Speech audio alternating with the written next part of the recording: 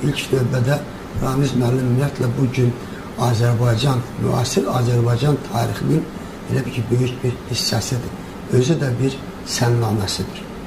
Onun əsərləri bir tərəfdən Azərbaycanın son bir 50-60 ildə keçdiyi yolun sənnaməsidir.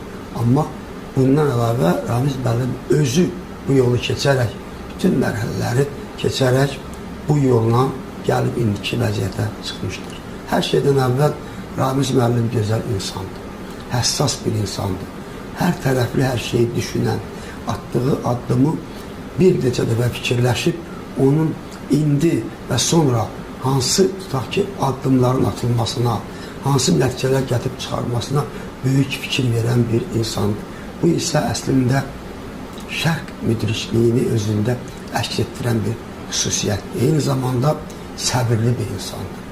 Yəni düşünürəm ki, böyük, təcrübəli, ictimai siyasi xadim üçün bu çox vacib bir, elə deyək də, xüsusiyyətlərdən biridir. Buna hamısı da heç nail ola bilmir, bu hamıya nəsib ola bilmir. Bugünkü dünyamız niyə belə bir mürəkkəb dövrə gəlib çıxıb, o dövlət başçılarından, rəhbərlərdən çoxunun heç səbri yoxdur əslində.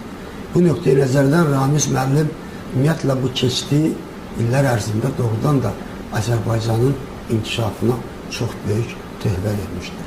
Xüsusilə də bugün nadir bir böyük ictimai siyasi xadim tapmaq olar ki, Ramiz müəllim kimi Azərbaycanın bir tərəfi, bir mərhələsi Sovet dönəmində, ikincisi isə tutaq ki, müstəqillik dönəmində bu Azərbaycanla bağlı çox mühüm bir vəzifəli olaraq onun demək olar keçdiyi yolun əsas təşkilatçısı kimi həyata keçirməkdə müəyyən, yox, mühüm addımlar atan və onları koordinasiya edən bir ictimai siyasi xadim kimi ortada həmişə Ramiz müəllim olmuşdur. Bu çox mühüm xüsusiyyətdir. Düşünürəm ki, elə bizim bu dövrlərimizdə, bu iki mərhələdə Ramiz müəllimin olması Azərbaycan üçün böyük bir töhfə idi və bugün bizim qazandığımız nailiyyətlərdə də Ramiz müəllimin özünün xüsusi xidməti vardır.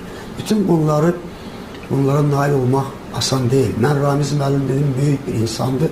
Bunu həm də ona görə deyirəm ki, onun yalnız işdə yox, tutaq ki, işdə də bu administrasiya rəhbəri olmaqla təkcə administrasiyada olan işlərin koordinasiyası yox, eyni zamanda Respublikada bu qədər böyük fəaliyyət sahəsində əsas bir, demək belə deyək ki, məmur kimi